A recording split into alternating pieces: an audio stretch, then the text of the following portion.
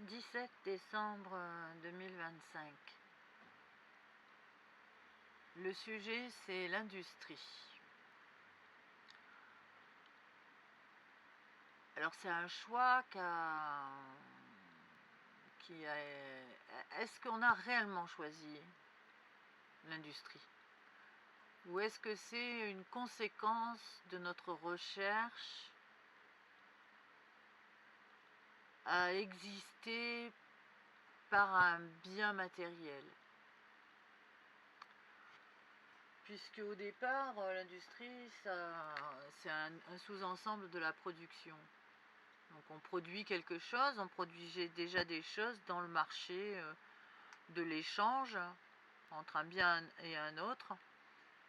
Pourquoi est-ce qu'on a choisi donc de transformer quelque chose et de l'élargir au fait que cela soit accessible pour un plus grand nombre, sans connaître la nature de ce plus grand nombre? Puisque si on cherche à comprendre l'industrialisation, ça se procède sur toutes les disciplines qui contient la mise en œuvre d'un produit matériel par l'ingéniosité de l'esprit de l'homme et de la main de l'homme par conséquence. Si on devait donc trouver le rôle de l'industrie sur notre planète, ça serait plutôt un rôle de tempérance. Alors pourquoi est-ce qu'on n'a pas réussi à trouver le modèle industriel qui nous permet d'être sécurisés dans notre quotidien par une machine qui est censée répondre à presque tous nos besoins? Parce que finalement, quand on arrive au stade de l'industrie, ça veut dire qu'on va produire au plus grand nombre. Ça veut dire que d'un point de vue économique, on est une puissance. On va générer des stabilités dans le monde de l'entreprise par la conséquence du nombre d'emplois créés par le système industriel. Que ce soit la main-d'œuvre sur la technique de l'entreprise ou que ce soit par la communication qui est générée par le système industriel. Alors pourquoi est-ce qu'en fait le monde industriel est devenu un monde ambigu qui va plutôt vers l'absurdité et l'ineptie plutôt qu'un monde ambigu qui va plutôt vers la cohérence et la tempérance? Est-ce que dans l'industrie, l'intérêt est la génération de la compétitivité? Et pourquoi est-ce qu'on en est arrivé à ça? Alors qu'au départ, nous avons essayé de créer un modèle qui est censé supplanter le fait que dans l'artisanat, donc le petit commerce, la création d'un produit matériel ne pouvait pas être à grande échelle. Et auquel cas ne pouvait pas contenter le nombre de personnes qui pouvaient être intéressées par ce produit. Donc ça partait quand même de quelque chose qui était un lien sociabilisant. Il y avait dans cette démarche une idée que on pouvait acheter un produit qui nous fait plaisir, construit par une industrie qui, elle, a fait une sélection préalable des produits à réaliser en usine. Et auquel cas, on pouvait donc espérer rencontrer son bonheur dans une interface qui est la surface sur laquelle va se positionner le produit à grande échelle. Donc finalement, il y avait quelque chose d'assez sympa, et c'est surtout générateur de métiers, de transition sur la communication et la gestion. Donc nous avions un modèle économique qui pouvait nous porter allègrement, puisque nous avons choisi une dinette au départ pour générer notre existence, étant donné que personne ne nous a dit plus ou moins qu'il fallait perdurer un modèle qui était destructeur et qui n'engendrait pas non plus la cohérence de l'évolution des hommes sur cette planète. Donc quel était l'intérêt en fait, quel est l'intérêt de l'industrie sur Terre à l'heure actuelle? À part rendre compte de la disposition de la création d'emplois et d'une stabilité économique. Or, ce qu'on voit, c'est que l'industrie est représentée par l'humain, en fait. On parle de groupe industriel, mais on parle aussi de déstructuration par l'exercice de l'homme dans la communication autour de sa propre fonction. Ce qui veut dire que l'homme est devenu le centre du sujet, pas l'industrie.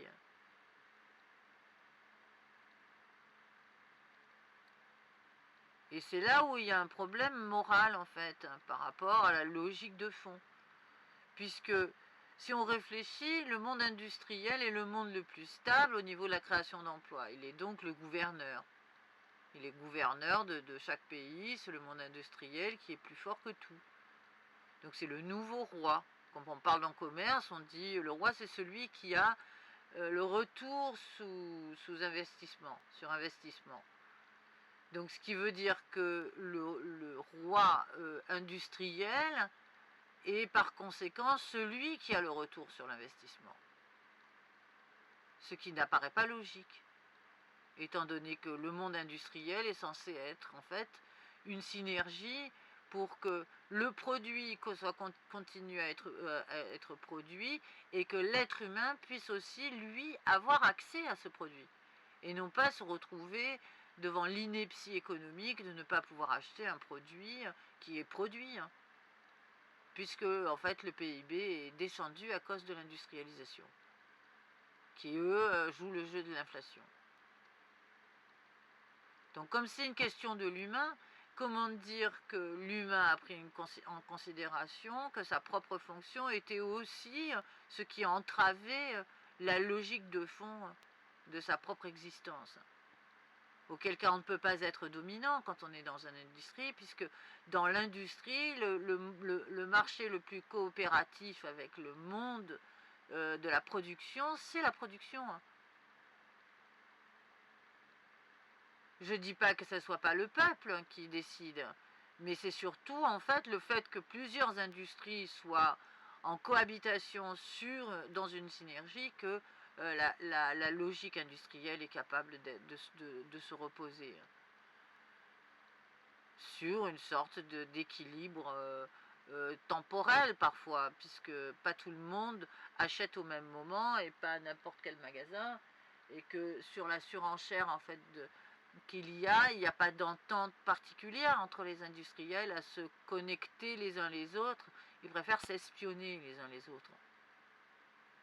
Donc si nous arrivons en fait à un déclin à cause du monde industriel, c'est parce qu'en fait l'homme, qui est donc le dominant sur la logique impartie au monde industriel, n'est plus coopératif. Il ne vient plus répondre à la nécessité et l'objectif de ce qu'on appelle l'insertion d'un système dans un autre système qui est la civilité, c'est-à-dire la cité, la cohérence de la cité ou d'un pays. On revient en fait à une navigation de pirates sur une mer déchaînée et puis c'est tout. À partir du moment où les conventions sont faites d'un point de vue juridique ou d'un point de vue oui, c'est ça, d'un état juridique sur les appellations nécessaires pour monter une industrie, finalement, après, ils sont libres à bord d'être capitalistes au point de dénigrer littéralement le pays dans lequel ils sont ou la population qui est engagée à leur service.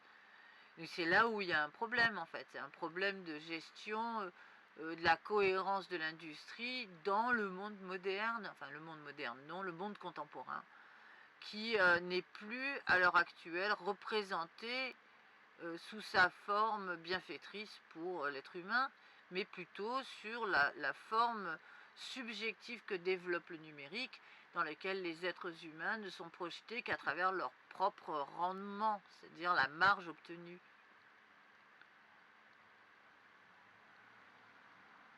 Si on devait réfléchir, le monde industriel devrait être celui qui est le monde nourricier.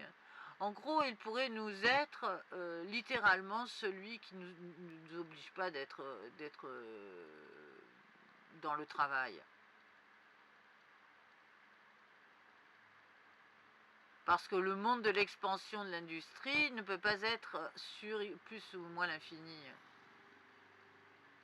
On travaille quand même sur un segment à ce moment-là.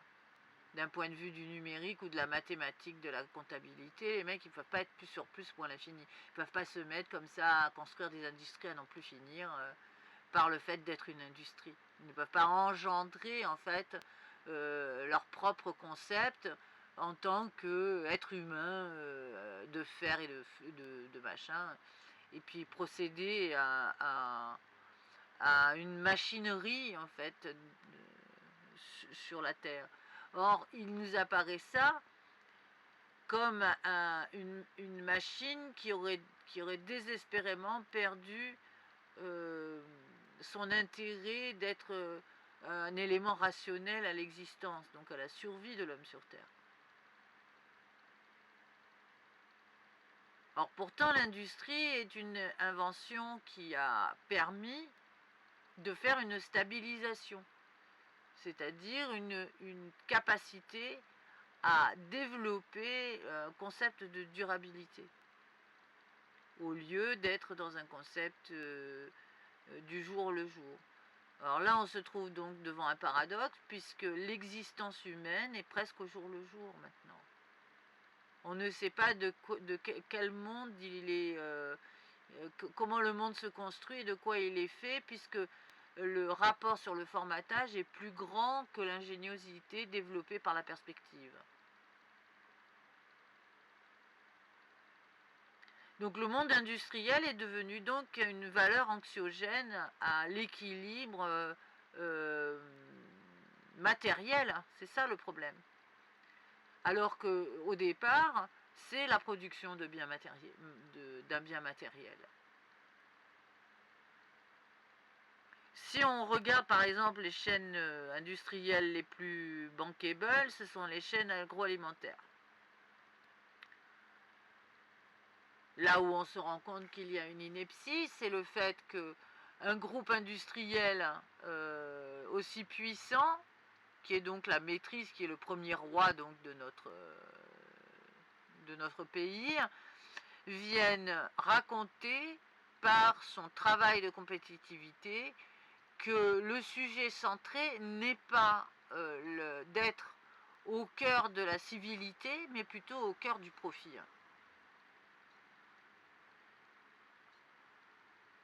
Donc c'est un peu comme si on était sous un joug féodal. C'est une nouvelle façon de procéder, comme ce que nous avons rencontré à l'époque des féodaux, qui eux contestaient le pouvoir du roi sur tous les contrées. Il fallait venir batailler pour récupérer une partie de la France, puisque un féodal pouvait développer aussi une velléité de territoire.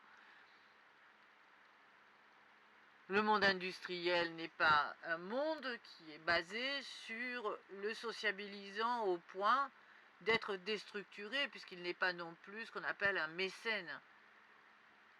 Il participe à des actions, certes ciblées, mais c'est infinitésimal par rapport à la logique de fond de l'industrie. C'est simplement une carte prestige qui est énoncée lorsqu'on fait, je ne sais pas moi, une étude de marché pour pouvoir sensibiliser les gens. Donc l'industriel, le monde de l'industrie se sert avant tout aussi de quelque chose qui va tromper l'œil pour que les êtres soient aussi influencés par les produits qui sont proposés. Donc on n'est plus dans la nécessité d'un produit, mais on est dans l'acceptation d'être manipulé par un nombre de produits. Si on ne produit plus, on ne peut plus être dans la dinette insolente que le métier est un métier qu'on doit faire.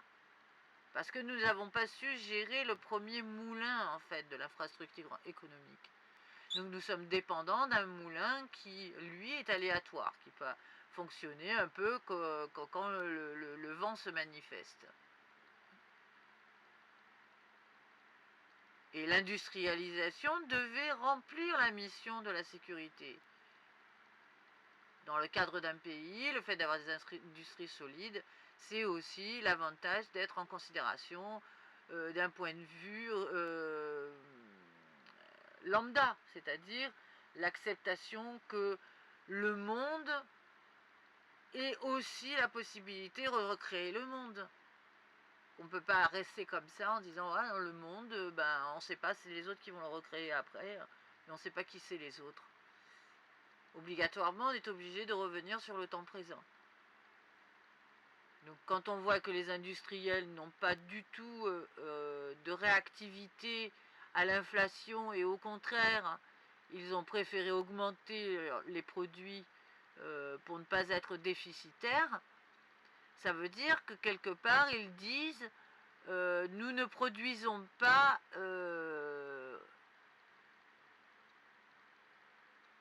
de façon de la logique, comme si en fait de la logique de l'industrie. Ça veut dire qu'ils produisent en fonction d'un rapport sur l'offre et la demande. Donc si un produit est extrêmement demandé, ils vont l'augmenter. Ce qui fait qu'en fait, c'est tous les produits bas qui ont augmenté. Sur la marge en fait de bénéfice, donc cette fameuse marge que toutes les industriels essayent de targeter, c'est le produit le plus bas qui a augmenté. C'est pas les produits qui sont des produits intermédiaires, qui sont des partenariats, par exemple pour l'agroalimentaire, entre différentes sociétés, qui ont baissé leur prix. Ce sont les produits qui sont produits par exemple l'industrialisation, qui ont augmenté. Pareil pour ce qu'on appelle la technique de la bureautique. Tout ce qui a favorisé la déstructuration en fait du pouvoir économique, c'est aussi cette stratégie. Et ce qui est impensable, c'est de savoir que cette stratégie était censée être une simple lutte de compétitivité entre des modules puissants qui, eux, ne sont intéressés que par la dynamique monétaire et financière de leur démarche. Il n'y a plus du tout de rapport en fait à proposer un bien pour quelqu'un qui doit l'acheter. C'est simplement une quête qui est par rapport à la logique financière impartie. Auquel cas, il y a une énigme qui se pose.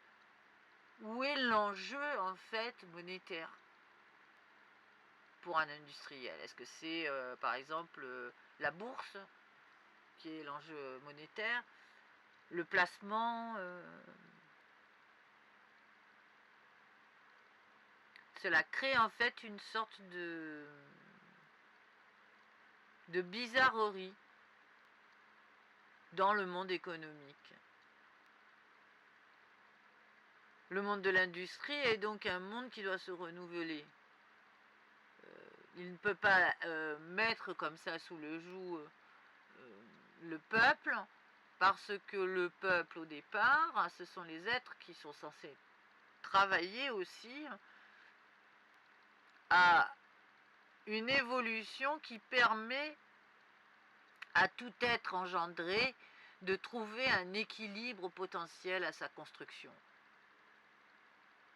Donc si nos enfants ne peuvent plus avoir de projet, si les enfants ne peuvent pas avoir de solidité intellectuelle face à leur propre existence, ça veut dire qu'il n'y a plus de représentants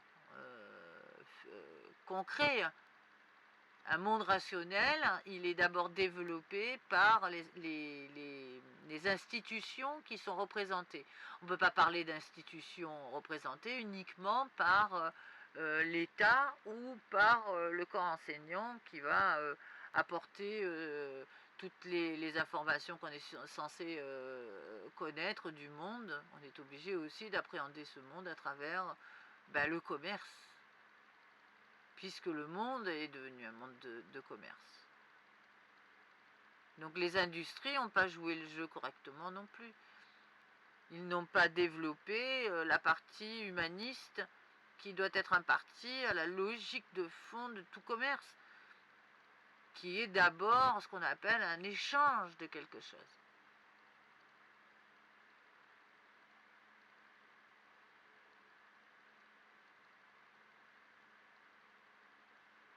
Et on ne peut pas faire autrement, puisque tout est régulé comme ça maintenant.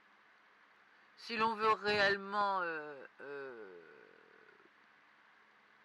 développer une existence qui apporte un confort, ce qui est maintenant semble être un des défis industriels, c'est justement la privation de confort, puisque finalement on ne peut pas miser sur les produits achetés.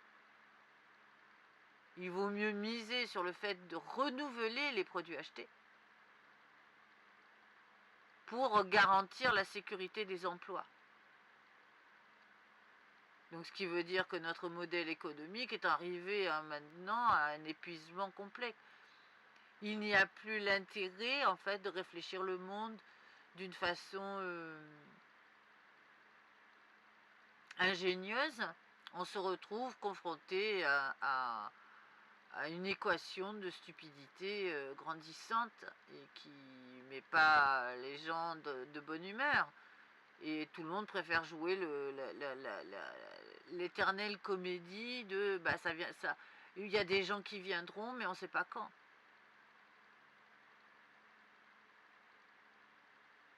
L'organisation du monde n'est pas obligatoirement sur l'industrie.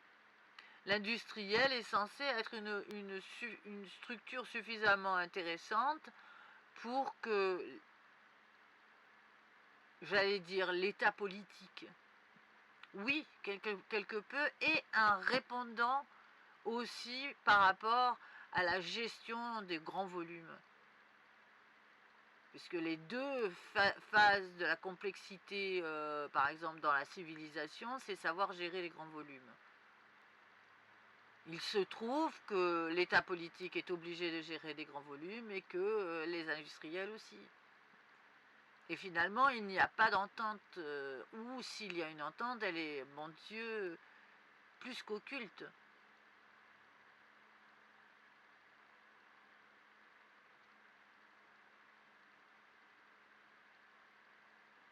Donc il nous faut en fait avoir un monde industriel plus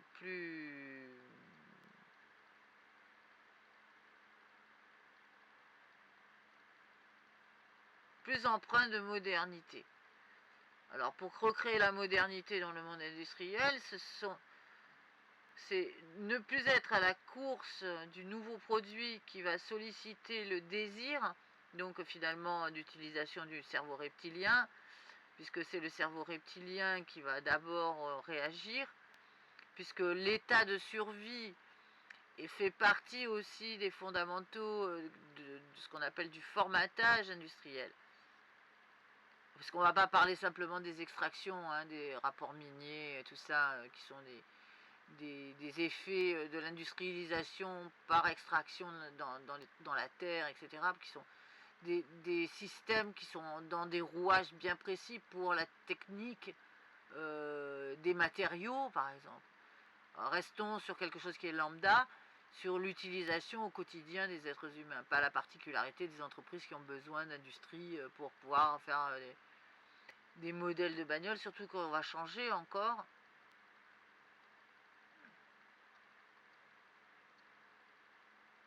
Qu'est-ce qui peut donc apporter une meilleure définition du quotidien et réenchanter un tout petit peu la perspective, si le nerf en fait de la discorde, c'est l'inflation.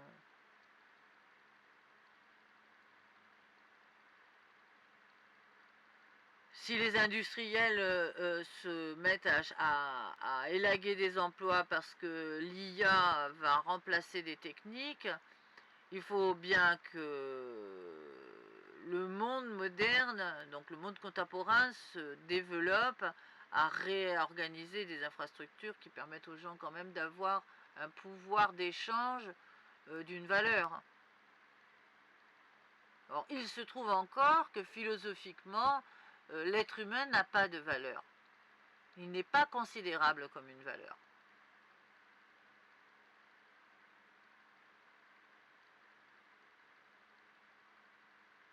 Donc c'est bizarre de voir que nous ne sommes même pas un petit caillou, quoi. On n'a pas la possibilité de dire tiens, je ramasse un petit caillou, je paye avec le petit caillou parce que je n'ai pas de valeur à tes yeux, mais si j'ai un petit caillou, je peux déjà échanger le petit caillou.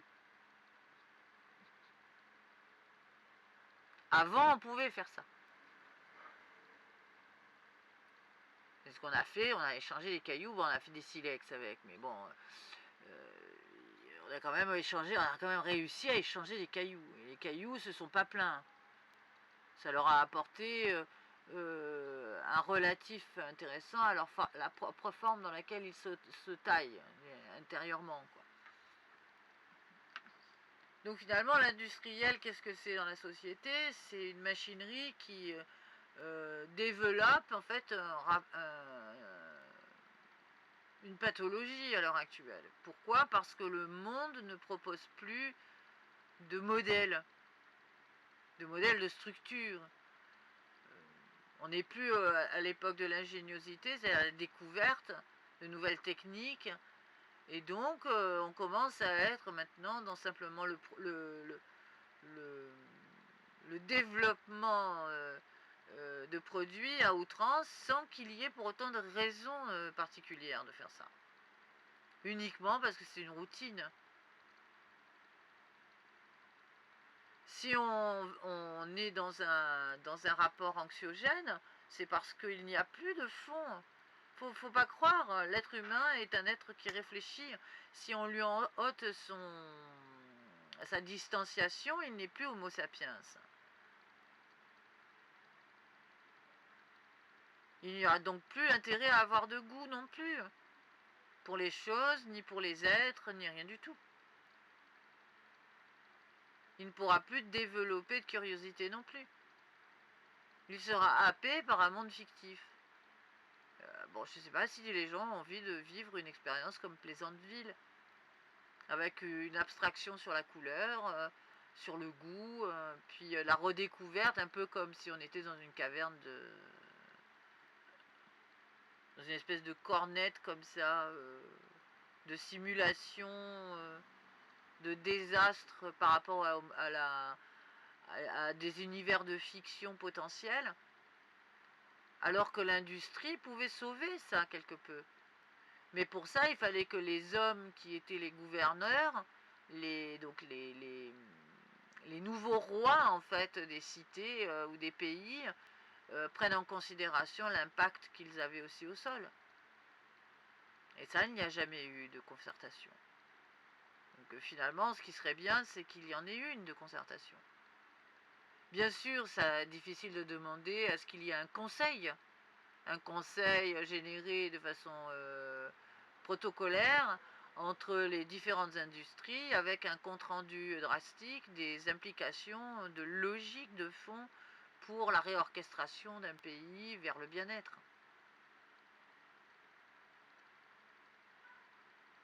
Or, si on réfléchit en tant qu'individualiste, on n'a pas à réfléchir à ça. On déconsidère finalement la première base. C'est-à-dire qu'on est la figure la plus active d'un pays. Ça paraît difficile après de négocier avec des gens qui se détournent aussi de leur fonction à exister dans quelque chose. Quand on parle de communication, c'est comme si un journaliste il disait je suis absolument pas intéressé par ce que je fais, je suis là que pour toucher mon chèque. C'est la même chose. Donc quand on travaille sur un mode de communication, on se dit bon je suis journaliste, je suis quand même intéressé par le sujet que je vais raconter, je vais pas que faire lire le prompteur, et puis c'est tout. Si tout le monde est en devanture, ça devient un monde qui ne résonne plus du tout. Il n'y a plus de développé intelligent à travers une structure. Donc il n'y a aucune raison qu'on ne soit pas gouverné par l'IA dans peu de temps, qui elle aura plus d'ingéniosité à nous fournir des concepts bankable pour survivre correctement sur la planète. Donc si on provoque en fait un schisme ou un déclin de l'industrialisation pour pouvoir ouvrir un monde robotique, il faut que nous on puisse savoir qu'est-ce qu'on est dans ce monde. Il faudrait pouvoir se projeter.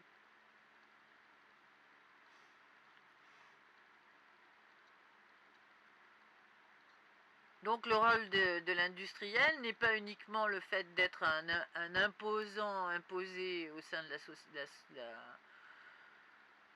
la société, mais il est aussi partie prenante sur des grandes décisions à travers les êtres humains qui le représentent. Et il y a donc des valeurs architectes qui sont problématiques. On ne peut pas être sous le joug de tyrans, quoi. C'est pas possible. Et on ne peut pas non plus accepter qu'il n'y ait pas de prise de position, d'efforts constitués à travers des événements majeurs que l'on peut subir et qui ne sont pas obligatoirement les effets de la cohérence impartie au monde, puisque la cohérence impartie au monde, ce sont les êtres humains qui le décident. Principalement des figures de puissance. Or, les figures de puissance, on ne les retrouve pas dans le peuple. Le peuple n'étant pas encore défini comme un vrai pouvoir, même s'il est représenté par différents États. Donc la problématique reste aussi sur la conversation intense et quelque peu occulte qui se passe au sein en fait de la communauté des hommes. Alors si on parle de la France, qui est donc maintenant un pays européen, la concertation, il faudrait qu'elle soit européenne.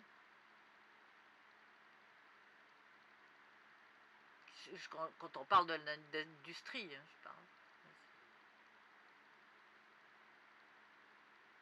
La décentralisation, c'est pas quelque chose de négatif, mais c'est vrai que le monde industriel a décentralisé pour pouvoir faire de la marge. Or, cette marge, à quoi elle sert au monde industriel, exactement?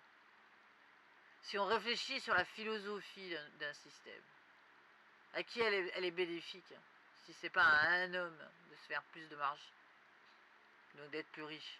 Pourquoi faire cette richesse? Si le monde dans lequel on vit prend l'initiative de détruire sa propre valeur, où est-ce qu'elle a intérêt d'être riche si la richesse n'est plus une sécurité? Que c'est qu'une histoire de temporaire. Pouvoir monter dans un jet privé quand on en a envie, pouvoir dormir dans un hôtel de luxe quand on en a envie, et puis finalement tout peut s'arrêter du jour au lendemain avec un krach boursier. Donc ça, c'est une problématique, l'industrie dans la société. Il faut qu'elle reprenne sa place honorable, c'est-à-dire une place de structure, de fondement et de construction. Pas uniquement une quête de personnalisation par effet d'optique d'un seul homme ou d'un groupe d'hommes qui ont l'impression d'être les maîtres du monde et qui ne raisonnent plus en fait l'impact de leurs propres infrastructures comme étant ce qui les a poussés au début à être aussi dans la quête de gouverner un gros bateau comme ça. Il y a un côté un peu trop pirate finalement, puisque finalement les industriels ne font que ça, pirater des informations. Ils ne se rendent pas compte à quel point c'est désagréable d'être constamment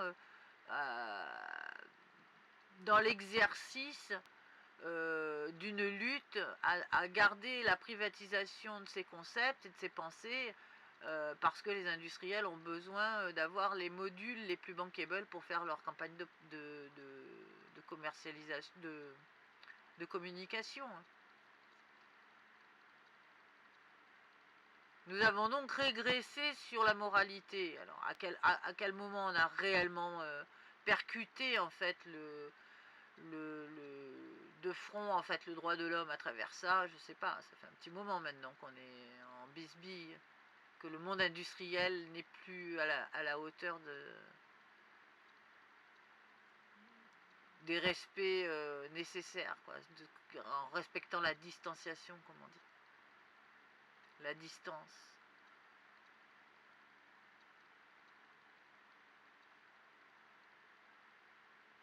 Donc finalement, si on devait faire une proposition, il faudrait qu'il y ait un conseil, bon évidemment bien sûr qu'il soit généré par l'État, puisque l'État étant l'élément le plus exprimé pour converser avec le monde industriel. Et auquel cas, rendre compte aussi de qu'est-ce que c'est qu'une gestion dans un pays, et qu'est-ce que c'est aussi que la valeur qui est accordée à l'import-export, puisqu'on est aussi dans le sujet qui est en train de prôner, qui est émergent en ce moment. Le fameux import-export, les fameuses taxes qui sont sur les produits. Alors, est-ce qu'on va vers un nouveau monde dans la commercialisation et dans la gestion des relations entre différents pays, ou est-ce qu'on va vers une fermeture? Parce que si on va vers une fermeture, ça sert à rien de produire finalement. On va produire quelque chose qu'on ne peut pas dealer par la suite, quoi. Puisque ça en revient à ça.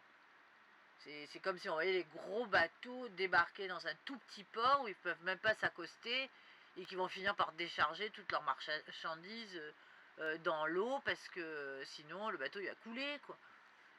Et finalement toutes les victuailles vont aller dans l'eau, quoi. Il y a quelque chose qui est devenu trop absurde pour générer l'ambigu. Il faut donc revenir sur des tables de concertation sur le rôle de l'industrie. Parce que si les entreprises qui sont donc classées comme industrie, puisqu'à partir du moment à une certaine échelle de production, ferment leurs boutiques, ferment leurs trucs parce que c'est plus facile en ligne, c'est plus facile comme ça, il y a une sorte... Ok, d'accord, c'est plus facile. Mais est-ce que c'est la cohérence des cellules, qui est l'oxygénation des cellules est possible par ce mode-là? Si on est dans un rapport fractal, à quel moment il va y avoir la cohérence en fait de ce qu'on appelle une communauté d'un pays, puisqu'on fait même pas de féerie dansante. Bon, je veux pas inviter les industriels à faire une féerie dansante, mais disons qu'enfin, ce n'est pas parce qu'ils essayent de nous brosser dans le sens du poil pour nous inviter à passer plus de temps dans les magasins à acheter que c'est de la communication. C'est le rôle en fait imparti à l'intérieur, puisqu'on est sujet maintenant, on était sujet à un rythme qui est imposé par ces systèmes, mais maintenant on commence à devenir un objet, littéralement. Pour s'en extraire, il faut s'extraire de l'industrialisation et revenir sur la particularité. En gros, c'est les nouveaux concepts émergents, ce qu'on a vu avec le véganisme quand on parle de l'agroalimentaire. Oui, bah, le bio, on s'extrait de l'industrialisation et on va chez le petit commerçant, on redevient en fait dans la notion du village à l'intérieur de la cité. Mais avec le pouvoir d'achat qui est en correspondance. Aucune personne de l'industrialisation n'a fait un effort pour réactualiser le pouvoir d'achat.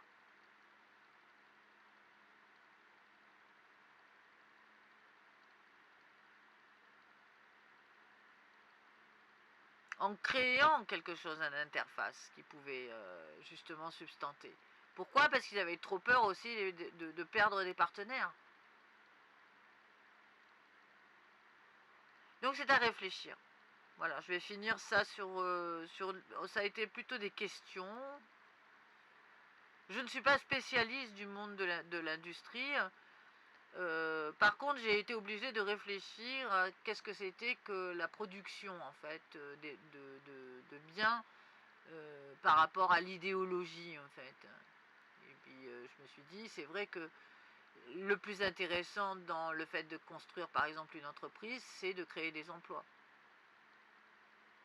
C'est le premier système, ce n'est pas le disque solaire qu'on peut se mettre sur la tête pour avancer en extérieur. C'est plutôt le fait de pouvoir créer des emplois. Or, créer des emplois est quelque chose qui est compliqué à l'heure actuelle. Parce que l'on ne favorise pas l'ingéniosité. On favorise d'abord l'intérêt et le profit et l'état de parrainage. Donc malheureusement, on ne peut pas avancer dans une société qui ne sait pas regarder de plein fouet, de face, la problématique qui est en train de devenir une lame de fond. Donc je pense que ce serait bien de faire ce qu'on appelle une table de concertation. Mais avant d'arriver à cette concrétude, c'est-à-dire de faire je ne pense pas si on peut la voter, cette table de concertation. Mais en tout cas, ce qui est sûr, c'est qu'il faudra faire un espace de débat. Et c'est donc, voilà ce que j'en pense. Mais ce que j'en pense, c'est à débattre. Fin de l'article.